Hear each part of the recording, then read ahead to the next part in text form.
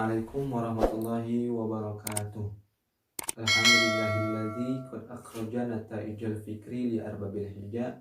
Assalatu wassalamu ala sayyidil mustafa wa ala alihi ahli sidqi wal wafa amma ba'd. Pertama-tama marilah kita panjatkan puja beserta puji syukur kita kehadirat Allah Subhanahu wa taala yang telah memberikan kesempatan saya pada kesempatan ini untuk menyampaikan sebuah materi dalam keadaan sehat walafiat. Dan tidak lupa sholawat beserta salam semoga senantiasa selalu tercurah limpahkan kepada junjungan kita, yakni Habibana wa Nabiyana wa Rasulana wa Maulana Muhammad Sallallahu Alaihi Wasallam. Nah, dalam kesempatan kali ini saya akan menjelaskan materi mengenai macam-macam pernikahan. Nah, dalam hal ini apa sih yang disebut dengan nikah? Nikah itu sendiri diambil dari kata bahasa Arab yaitu nakhan yang merupakan sigat masdar yang diambil dari kata kerja atau fi'il madi nakaha yang berarti nikah. Kemudian ada sinonimnya yaitu kata tazawwaju yang diartikan ke dalam bahasa Arab yaitu perkawinan. Nah, kata nikah telah dibukukan menjadi bahasa Indonesia. Oleh karena itu, secara sosial, kata pernikahan dipergunakan dalam berbagai upacara perkawinan. Di samping itu, kata pernikahan tampak lebih unggul atau lebih etis dan agamis dibandingkan dengan kata perkawinan. Kata perkawinan lebih cocok untuk makhluk selain manusia, atau lebih kasarnya lebih condong kepada hewan, kata perkawinan tersebut. Kemudian kawin menurut bahasa atau nikah menurut bahasa adalah menyatukan atau mengumpulkan. Dikatakan aku menyatukan pepohonan ketika pohon-pohon itu condong, lalu masing-masing pohon tersebut bersatu. Dalam artian, arti nikah menurut syari adalah sebuah akad atau perjanjian yang menyebabkan bolehnya setiap suami istri mengecap kenikmatan secara sah. Kemudian dinamakan demikian karena nikah dapat menyatukan dua orang menjadi satu pasangan. Dan nikah dengan catatan nikah itu merupakan ibadah yang paling lama. Kemudian ada nikah menurut 4 madhab. Yang pertama menurut ulama Hanafiyah. Ulama Hanafiyah mendefinisikan pernikahan itu atau perkawinan sebagai suatu akad yang berguna untuk memiliki mut'ah dengan sengaja. Artinya seseorang atau seorang laki-laki dapat menguasai perempuan dengan seluruh anggota badannya untuk mendapatkan kesenangan dan kepuasan. Kemudian yang kedua ada dari ulama Syafi'iyah. Ulama Syafi'iyah ini mengatakan bahwa perkawinan adalah suatu akad dengan menggunakan lafaz nikah atau zauj yang menyimpun arti memiliki. Artinya dengan pernikahan seseorang dapat memiliki atau mendapatkan kesenangan dari pasangannya. Yang ketiga ada dari pendapat ulama Malikiyah, menyebutkan bahwa perkawinan adalah suatu akad yang mengandung arti mut'ah untuk mencapai kepuasan dengan tidak mewajibkan adanya harga atau dalam artian tidak ada bayaran.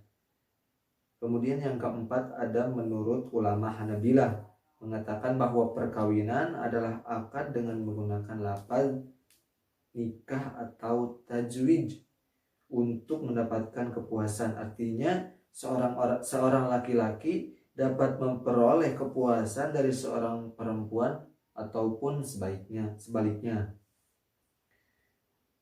Nah, kemudian masuk ke dalam pembahasan inti yaitu macam-macam pernikahan. Di sini akan dijelaskan 5 macam pernikahan. Yang pertama ada nikah mut'ah, ada nikah tahlil, ada nikah syigor, ada nikah syiri, dan ada nikah lari. Nah, yang pertama ada nikah mut'ah. Kenapa sih disebut nikah mut'ah? Karena temporer atau nikah yang karena nikah mut'ah ini disebut nikah temporer atau nikah yang terputus. Maksudnya seorang laki-laki menikahi seorang perempuan untuk sehari, seminggu, sebulan atau yang lain. Disebut mut'ah karena si laki-laki mendapatkan manfaat dan kesenangan dengan pernikahan itu hingga waktu yang telah ditentukan. Nikah mut'ah disepakati haram oleh seluruh imam madhab. Mereka menyatakan jika dilaksanakan maka nikah mut'ah hukumnya batil. Berikut landasan mereka. Nah, dalam nikah mut'ah ini biasa disebut juga dengan kawin kontrak. Nikah mut'ah ini sering dulu dilakukan oleh kaum Syiah. Ruginya adanya nikah mut'ah ini apabila, kan namanya juga kontrak, apabila sudah habis waktu nikah kontraknya maka telah selesai juga pernikahannya. Maka banyak sekali yang dirugikan atau timbul kerugian dari pernikahan mut'ah ini. Salah satunya yaitu kerugian yang condong kepada wanita. Enak seorang laki-laki, tapi yang akan menanggung adalah seorang wanita yang akan mendapat kerugian. Karena seorang laki-laki tidak memiliki bekas, sedangkan seorang perempuan memiliki bekas.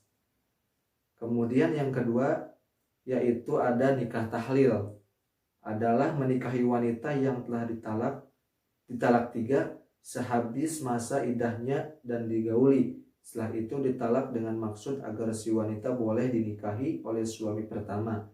Pernikahan seperti ini termasuk dosa besar, kekejian yang diharamkan Allah Subhanahu wa taala. Kemudian kasarnya maka pelakunya ini akan dilaknat oleh Allah Subhanahu wa taala. Yang ketiga ada nikah syigor. Kenapa disebut nikah syigor? Nikah syigor adalah pernikahan seorang menikahkan wanita yang berada di bawah perwaliannya dengan seorang laki-laki dengan syarat pihak laki-laki tersebut menikahkan wanita yang berada di bawah perwaliannya dengan tanpa mahar keduanya. Maka jumhur ulama menyatakan akad syigor ini tidak sah sama sekali, hukumnya batal meskipun ya karena tidak terpenuhi rukun dan syaratnya. Maka ulama juga menghukumi tidak sah pernikahan ini. Kemudian yang keempat ada nikah syiri. Nikah syiri adalah pernikahan yang dilakukan oleh laki-laki dan perempuan tanpa memberitahukan kepada orang tua yang berhak menjadi wali. Biasanya nikah syiri ini dilakukan untuk menghindari diri dari perbuatan zina. Hukum nikah syiri boleh dengan catatan terpenuhi rukun dan syaratnya, maka hukum nikah syiri ini dibolehkan atau sah. Kemudian yang kelima ada nikah lari. Nah, nikah lari ini bukan dalam arti nikah ini sambil lari, kan, tetapi perkawinan yang dilakukan oleh seorang laki-laki dengan seorang perempuan karena tidak direstui oleh orang tuanya, baik direstui dari pihak calon mempelai perempuan maupun dari pihak calon mempelai laki-laki. Para ulama banyak menyebutkan mengenai beberapa macam hukum nikah. Yang pertama ada nikah wajib.